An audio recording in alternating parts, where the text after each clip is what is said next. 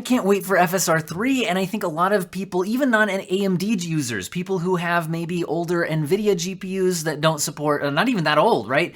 Nvidia's, RTX 3000 series cards. You got a 3090, can you use DLSS 3 frame generation? No, you cannot. Maybe someday, we hope, but officially Nvidia says, nope, need optical flow accelerators better than the ones that you have. So we're hoping that AMD's FSR 3.0 delivers a good quality and performance competitor to DLSS 3 frame generation. Is it actually on the way, though? Well, this tweet says, oh, time comes for FSR 3.0 from Lance Lee, and I'm like, ooh, yay. But, well, if you dig into the actual link here, so this is a GDC session, GDC Game Developer Conference happening March 20th through 24th this year, and this is a Fidelity FX, that's harder to say than I thought, SDK presented by AMD, happening on Thursday, March 23rd from 10 to 11 a.m., and what is it about? Well, it's about Fidelity FX SDK. Now, this says the session will also include an exciting sneak peek of new Fidelity FX technologies that will be available soon. Now, let's be clear that I'm going to tell you about the sponsor and then give you some more thoughts. A huge thank you to FlexiSpot for sponsoring another video. Earlier this year, my wife got a new classroom, and FlexiSpot helped her replace this horrible contraption of a desk that they gave her at her school with an amazing standing desk replacement with a button that can go up and down, super stable. It's awesome. Her coworkers were so jealous of this that when I got another opportunity to get a sponsorship from FlexiSpot, we got the FlexiSpot E1FR 2-tier standing desk. I went with the 55-inch white version for one of her coworkers in the 4th grade, and she absolutely loves it. Take a look at the link in the video description and pinned comment to find a FlexiSpot desk for you. There's tons of great deals on these things. Highly recommend. My wife and the fellow teacher who just grabbed this one are absolutely loving it. Anyway, as I was saying, so let's be clear that this does not specifically say FSR 3.0, and there are other things called Fidelity FX. I've seen some of my comments on some of my FSR related videos where people talk about Fidelity FX, and let's be clear, Fidelity FX is not a synonym for FSR. FSR stands for Fidelity FX Super Resolution. That's the SR, the Super Resolution, but there are other Fidelity FX, I can't speak, technologies out there, not just FSR, but this certainly sounds like FSR 3.0. Now, AMD, well, I haven't pulled up the articles to talk about here, but they did talk about around the launch of their 7900 XTX cards. They were asked about, when will we get this? And they did say that they're trying to support it on broad hardware, unlike Nvidia. I mean, they didn't probably say unlike Nvidia, but they're trying to support it on broad hardware, and that's a much harder task to solve. Now, I've got to say I'm excited for FSR 3, but I'm also a little bit concerned about the quality that we'll end up getting, because the thing is, if Nvidia is really and again, you got to wonder, are you taking them at their word? Are they really needing those more advanced optical flow accelerators to do what they're doing? In other words, do they need that type of hardware acceleration that just isn't on all of the GPUs that AMD is going to try to support with their version? Because I've got to say, frame generation is already borderline on how useful it is. It is good in certain games, and there have been updates that make it better, but in many games, it still has too many image quality issues for me to want to use personally. And then there's also the issue of latency, which bothers me less as long as you have a high enough base frame rate. But I guess what I'm getting at here is the quality AMD is going to be able to reach going to be good enough? And that's a huge question mark. I really hope the answer is yes. That would be really exciting. But can they do that on such a broad range of hardware? I think that's why this is taking so long to develop. Interesting stuff, but let's move on. So other good news from AMD is that if you want to buy an AMD GPU, you can now get The Last of Us Part 1 for free bundled with it. Now, which GPUs are supporting this? It looks like, well, pretty much everything from the 6000 and 7000 series that is currently available. You got your 6400, 6500 XT and up. I don't spot anything missing. Do you see anything missing? I think as long as it's 6000 or 7000 series, you get The Last of Us Part 1. So that, hey, I mean, I think a lot of people would be interested in this game. And so that's, if you're going to buy the game anyway, that really does bring down the, it adds a lot of value, especially if you're buying cards down in this like 6600, 6600 XT, 6650 XT. You can find these cards around the $200, $250 mark. Throw in $60 of value for the game. I mean, that is really compelling. Watch some of my recent videos looking at the value proposition AMD has down in this price range, and it is certainly very compelling. In other news, Last of Us Part 1 will also have Fidelity FX Super Resolution 2.2. That's the latest version of it. Now, I'm getting this I get some like emails from AMD marketing or whatever that were just letting, influencers know that The Last of Us Part 1 bundle was happening, but then this is also where it does mention that it will feature FSR 2.2, which is the latest version. In other FSR 2.2 news, I might as well throw that in here. Get rid of the other stuff. Anyway, Unreal Engine FSR 2.2 plugin is now available to download on GPUOpen. Now again, FSR 2.2 is already in a few games, but they're doing the Unreal Engine plugin now. That's the update. So people who are developing in Unreal Engine, especially smaller studios that aren't going to have like hands-on help from AMD or whatever, if they're just using Unreal Engine, this should make it a lot easier to get that into their game. There's some details on here if you want to take a look, if you're a game dev or something. Now, let's talk about the other bundle deals. So AMD's Ryzen 7000 X3D series are confirmed to not be part of the Star Wars Jedi Survivor game bundle promotion. So if you're out of the loop on that, basically there were a lot of AMD CPUs, like the whole 7000 series, except for the X3D, let's put it that way, get the Jedi Survivor game bundled with the CPUs right now. However, it has been confirmed by someone, looks like asking, it was posted to Reddit, and I'm seeing it at videocards.com, just directly asked AMD support, hey, is the 7950 X3D valid for claiming Jedi Survivor reward? And they were told no. So the X3D chips are probably going to sell right now without needing the extra boost in value from the game, so too bad, you don't get it.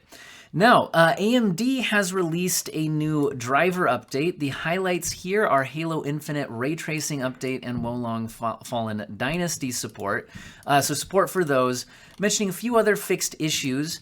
And I will also mention that they did say that they have disabled the factory reset option when you're installing it as a precautionary measure. Watch my recent video talking about AMD drivers, destroying Windows installs. Basically, it seems like there's an issue where Windows Update might run while you're doing the factory reset on your AMD driver installation, causing corrupt Windows installs, which is a horrible issue.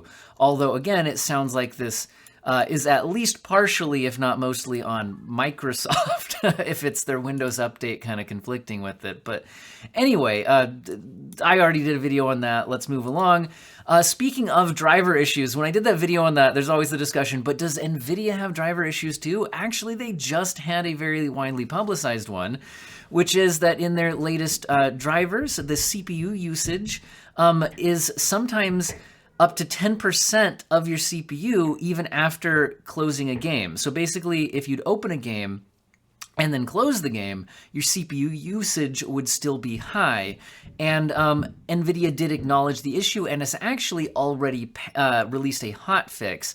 So to be clear, hotfix drivers are not as thoroughly quality checked, there we go, as their main releases. But if you are suffering from this issue and you want it fast, Nvidia does have you covered there. And again, you could find my link to this article in the video description. Now, we're also seeing headlines that Nvidia partners may offer minuscule price cuts on GeForce GTX 16 and RTX 30 GPUs this month. I'm seeing this report at WCCFtech.com. It looks like they're getting this this information from My Drivers, which I believe is a Chinese language site. And they're saying that this won't be major price cuts. Again, Chinese-based here, so 30 to 50 yuan, which is around $10 US of value. And they're saying that this is mostly cutting down cards like the 1650 and 1630. in the entry-level segment, but there might also be some pushes to get some of the 30 series stock out of here as well.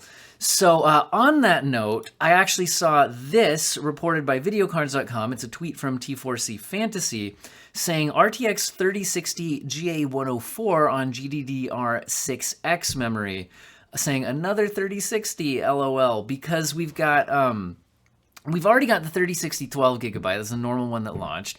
There's already been an update to the 3060 offering an 8GB model, which has significantly lower memory bandwidth, which can damage performance in games quite a bit. Now, this is using a GA104 GPU, which is not what the 3060 usually uses. But then with GDDR6X memory instead of 6, this is interesting. Now, whether this comes to pass or whether this is just, just something hardware being validated that never comes to light. This tweet is coming, again, I should mention T4C Fantasy, according to the videocards.com article, is the maintainer of the Tech Power Up GPU database. So this is not just some completely random person tweeting. Anyway, so I guess what I'm saying here, though, is if this is going to come out, this actually could be to clear out GA104 GPUs, right? Because it's taking a long time for Nvidia to come out with like their 4060 and 4070. The lower and more affordable versions, mid-range, more affordable 4000 series GPUs. And a big part of that is probably that they need to clear out their 3000 series, right? That's one of the reasons why they've been slow to release 4000 series and pricing them so high, is they just overstocked the 3000 series during all the crypto ordering and all of that. So I think that these things could be going together, I guess, is what I'm reading into it. We could be seeing little bits of price cuts.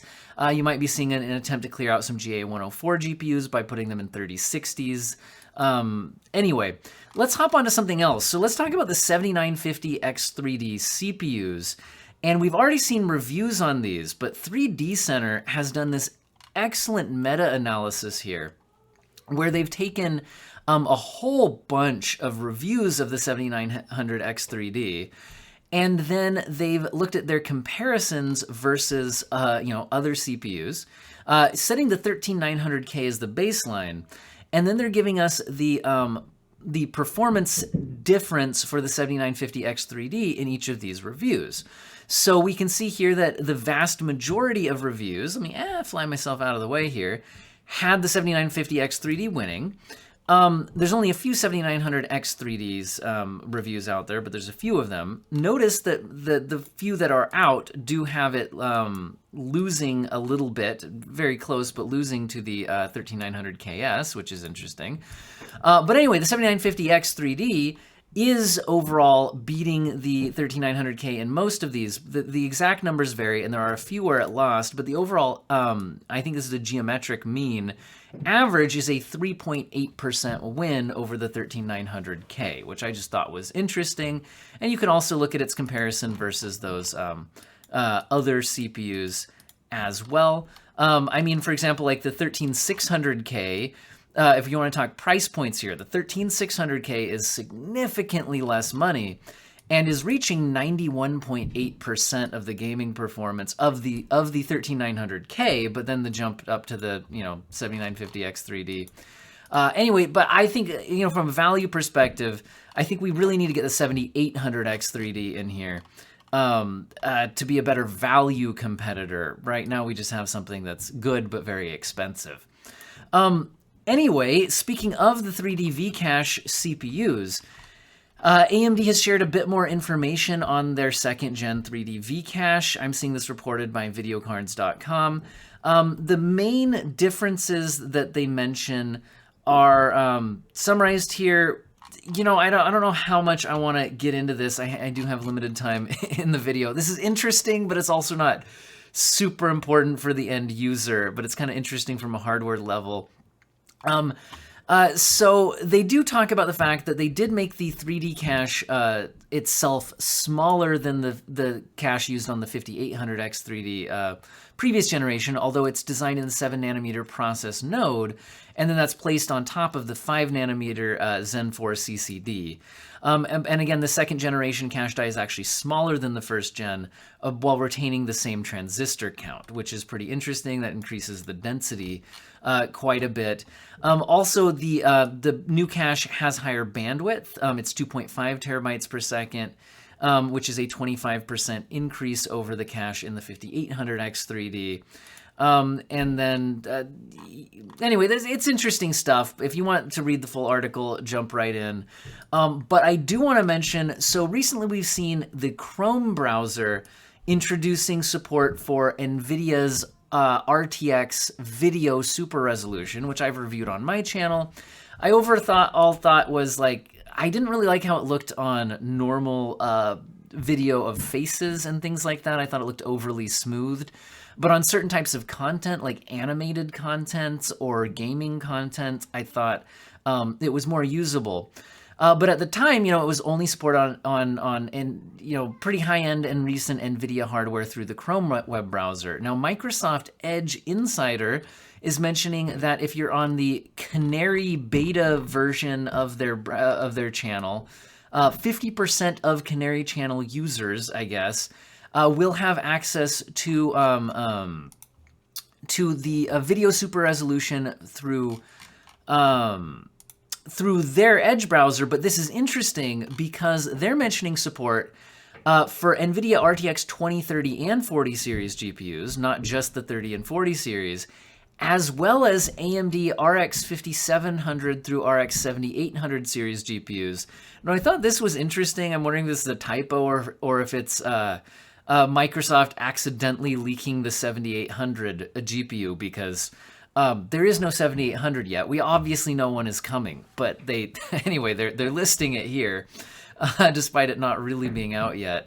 And they give some qualification for this, like needing to be connected to AC power. So again, this is the main downside to what we saw in the Chrome version of this, was the power consumption. So is the image quality you're getting worth the power consumption? And like I said, my real problem with all of this is I think in certain content, it actually looks worse. In some content, it looks better, but it would be hard to just have it turned on all the time if I'm just not always sure if it's making content better or worse, and then there's the power consumption involved. So overall, I don't know what I think about these technologies. It's better to have the option than not, but still. Anyway, let's go ahead and talk about AMD's powerful new RDNA3 based Phoenix iGPU, the Radeon 780m, as powerful as an Nvidia GTX 1650 Ti.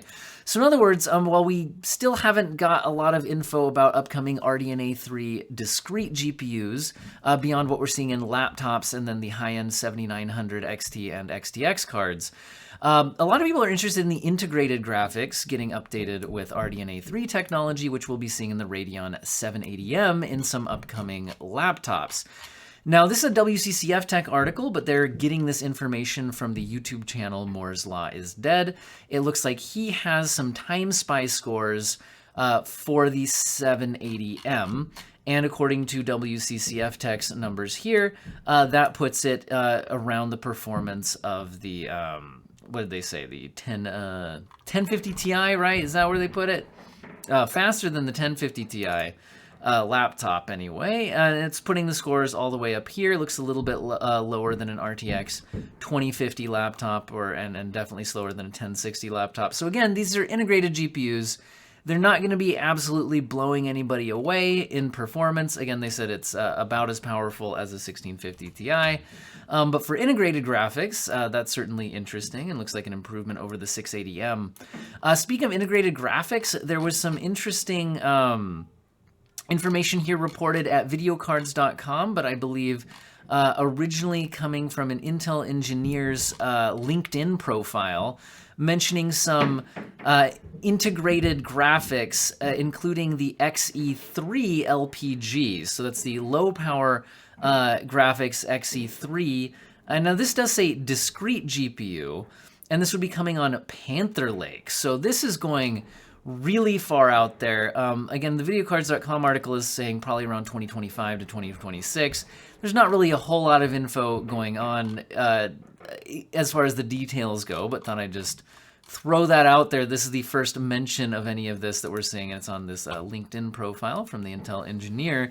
Let's jump over to how about the PowerColor RX 7900 XTX Liquid Devil has been reviewed by Der Bauer and apparently clocks 300 megahertz higher than the reference model.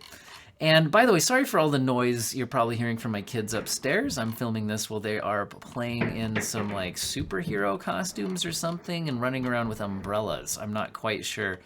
I'm not quite sure what the game is happening, but they seem pretty involved in that, so I thought I could get in a news video. Anyway, you could watch the Der Bauer video for some full details, but he seemed overall very positive about it, saying it's the best version of the 7900 XTX that you can get, and it looks like its overall performance was around 7% better than the reference design, which is, for just being a different cooler model, a pretty big jump, although this is quite expensive. He did mention a little bit of coil whine as a potential drawback, so there's that.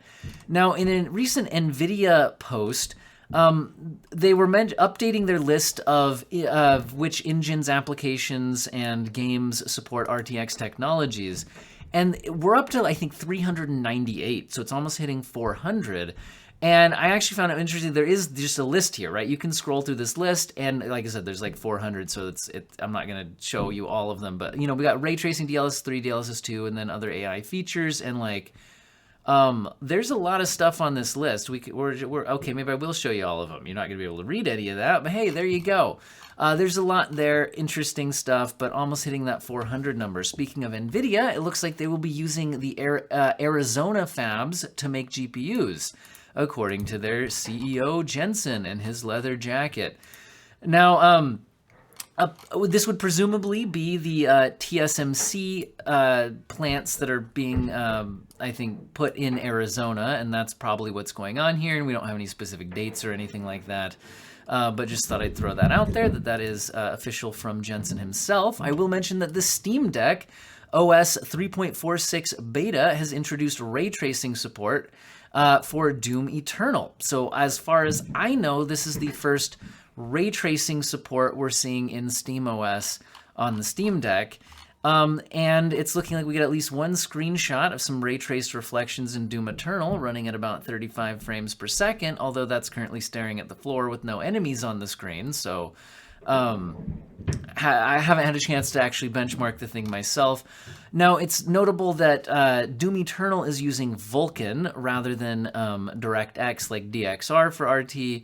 But there is a tweet here that DXR is also in the pipe, just not quite ready yet. So interesting stuff. And I'll also mention that apparently Amazon is getting into the CPU cooler business, as reported by Tom's Hardware here, with an Amazon Basics CPU cooler that is listed at $27.